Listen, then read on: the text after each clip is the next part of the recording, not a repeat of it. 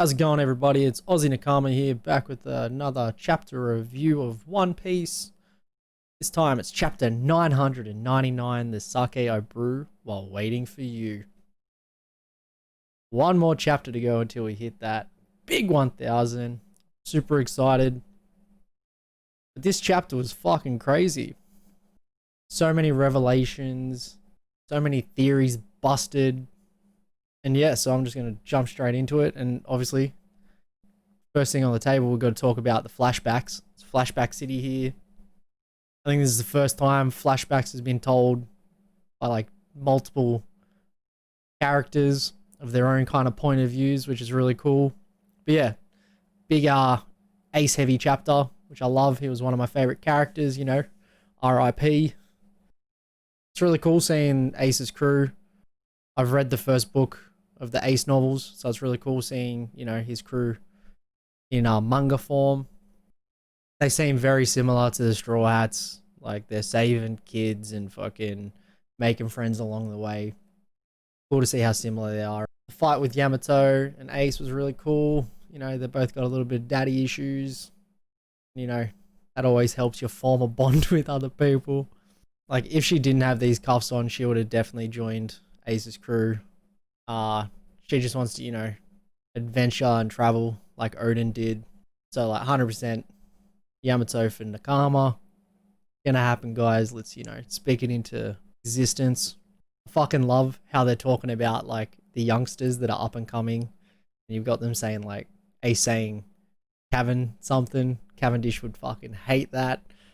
And then you got them talking about Kid making ruckus and Law and Beige in their respective blues. And then, yeah, you've got Ace being trying to fight for that #1 fanboy spot. Always talking about Luffy, saying he's the one that's gonna, you know, be the most formidable.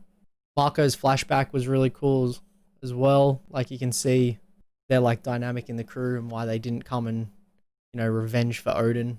Puts in perspective how like important Ace was to Whitebeard. Because like right now he doesn't want to take any casualties to fight for someone that's already dead. But the fact that like Ace is alive and like captured by the Marines, like he'll do anything to get like his family back. I think that's really fucking cool. You've got Marco eating a pineapple. You've got the pineapple dude eating a pineapple. That was fucking nice little callback, I guess.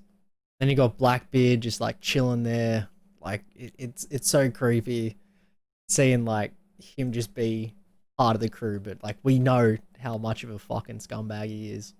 And it also shows why Whitebeard never went after Teach in the first place. Whereas like Thatcher's already dead. There's no point in getting more casualties and starting something. Whereas Ace is complete opposite. He wants to, you know, fight all the time. He's not thinking it through. Same way he got captured by, you know, chasing after Blackbeard the whole time. Cool to see Izo and Marco, you know, being like, yeah, we're coming. If you ever want to go fight Kaido.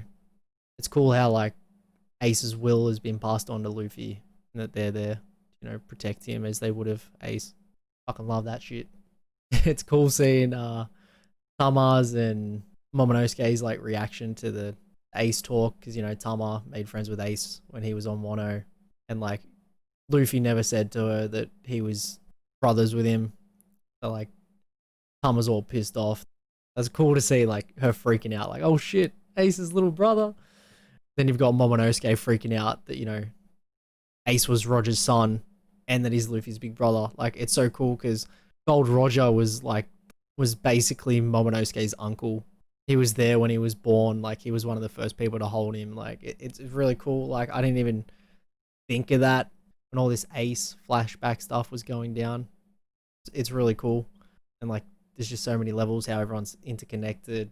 Yamato said, this is fate. It can't be anything else. Like, there are as many pirates as there are stars in the sky. Like, so this 100% has got to be fate. That everyone's connected. Normally, I hate this kind of stuff in manga or in any kind of movie where everything's like has to be interconnected and all that. But this just feels so perfect. Like, it's really good writing how all the pieces ends up falling in together. It looks like she knows a bit about the D initial as well. She's got Odin's journal. So in that, there might be some clues to what D means. Hopefully Luffy doesn't, you know, throw this one aside like he did whenever Ray Lee was saying he could tell him what like One Piece is. Like I just want some more like information on it.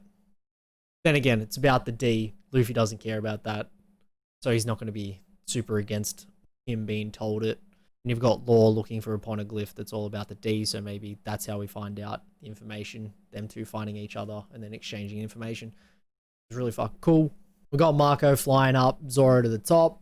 We've got Brook and Nico Robin running up to the top of the castle, so they're probably going to run into some people. More than likely, one of them's going to fight Black Maria instead of Sanji. More than likely, it's going to be Nico Robin.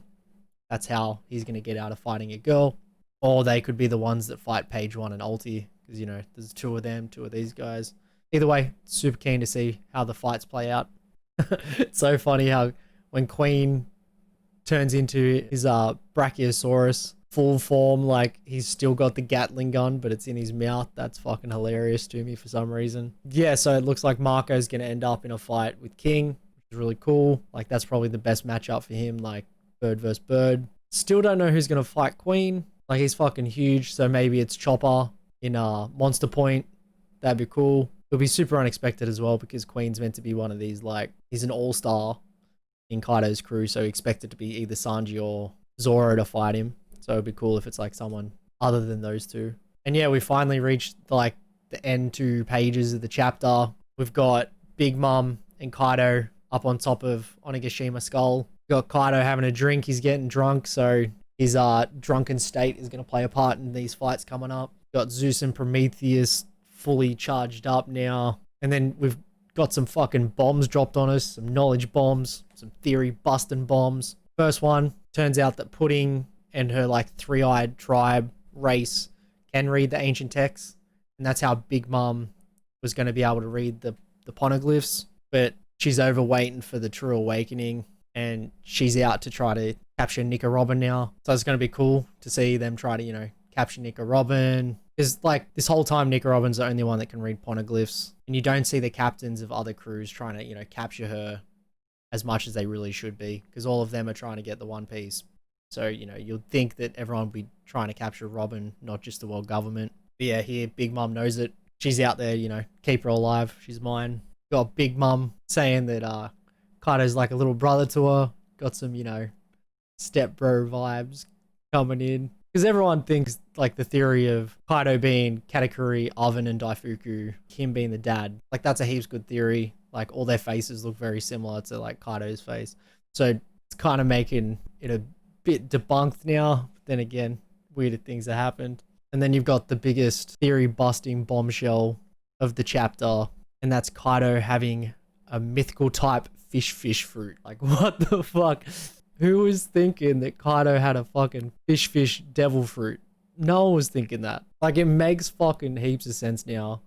Because there is, like, he's basically Gyarados. He's basically Magikarp, and he's turned into Gyarados. He's now a flying dragon. There's a lot of that Chinese mythology about the koi swimming up the waterfalls and then turning into a dragon. And it just makes so much sense. But at the same time, it doesn't. Like, the clues were there. You've got the only way to get up to Wano. The Straw Hats had to hitch a ride on a koi fish. And then you've got Kaido's tattoo. It's like scales. Everyone's thinking dragon scales, but no, they're like fish scales. I think it's fucking amazing.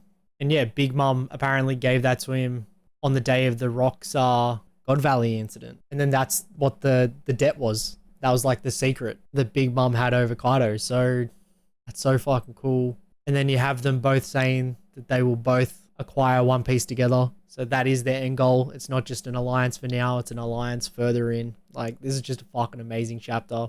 And yeah, no break for chapter 1000.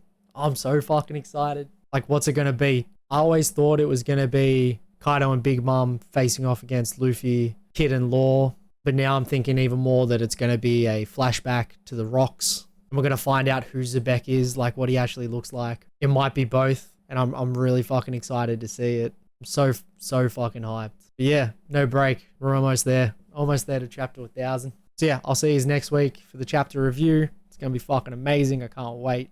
And yeah, take it easy, guys.